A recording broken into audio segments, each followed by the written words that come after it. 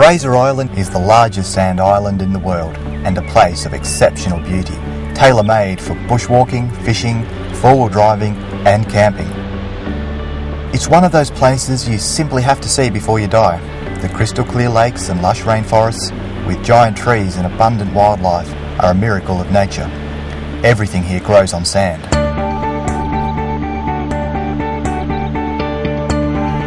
If you're not camping, there's no better place to stay than the eco-friendly Kingfisher Bay Resort on the west coast.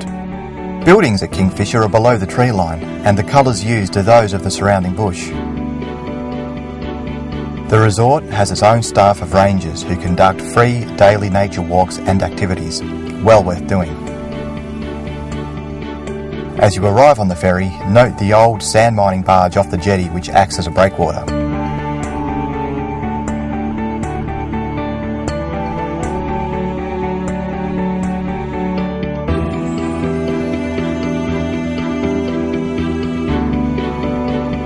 Driving on the sandy tracks of Fraser Island, you can only be impressed by the lush rainforests.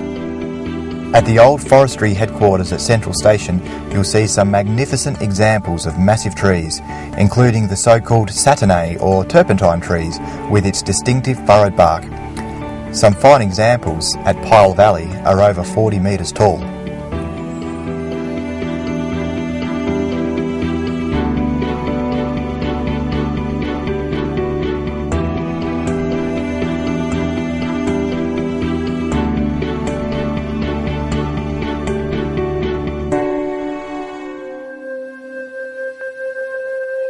Enter the mystical forest appropriately named the Valley of the Giants, not far northeast of Kingfisher Bay. It's not signposted, but a good map will show it. The valley has a prehistoric and untouched feel about it, a truly magical place.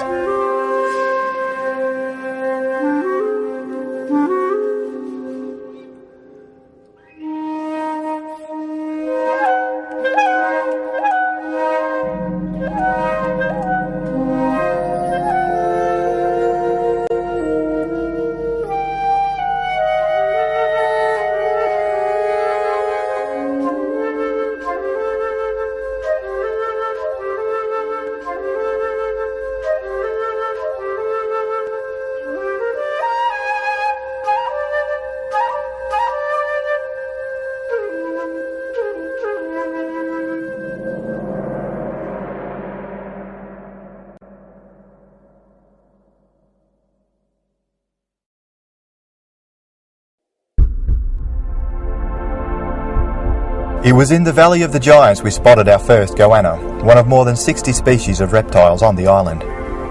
The unique environment and the fact that it's an island means that some creatures here are found nowhere else, and scientists are still discovering new species. Some creatures are well known, some tiny, some strange, and some dangerous. Fraser is, of course, well known for its population of dingoes. There are only between 150 and 300 of them here, and they now represent the purest strain of dingoes in Australia. Lake Wabi is just one of the many freshwater lakes on the island. In this case, it's a rare example of a so-called barrage lake, where a drifting sand dune has cut off a creek and created a lake. Many of Fraser's lakes are so-called perched lakes, which sit in dunes well above the water table and are fed entirely by rainfall. You'd be hard-pressed to find purer and fresher lakes anywhere else in the world. Lake Mackenzie is a great example of a perched lake, and with its beach of smooth, white sand, it's an extremely popular tourist attraction. A major highlight of Fraser Island is driving the sandy tracks in a big four-wheel drive.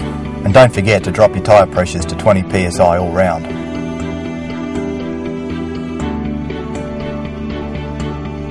As you make your way through the scenic inland, you'll invariably end up on the east coast, also known as the 75-mile beach.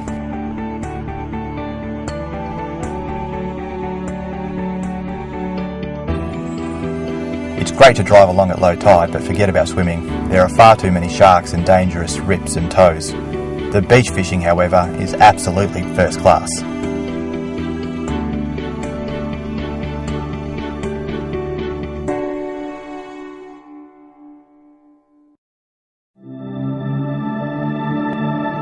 The Maheno, about 2/3 of the way up the east coast, is the wreck of what was once a luxury passenger ship that used to sail between Australia and New Zealand. It was being towed to Japan for scrap metal in 1935 when it ran aground during a cyclone. It has remained on the beach ever since. Ironically, during World War II, the elite Z-Force commandos who trained on Fraser Island used it for target practice and practiced their shipboarding and limpet mining skills on it. Fraser Island is a place you really must go and see if you get the chance. Rent a four-wheel drive from Hervey Bay 4 hours north of Brisbane, or take a tour from there if you don't trust your sand driving skills. It truly is an experience of a lifetime.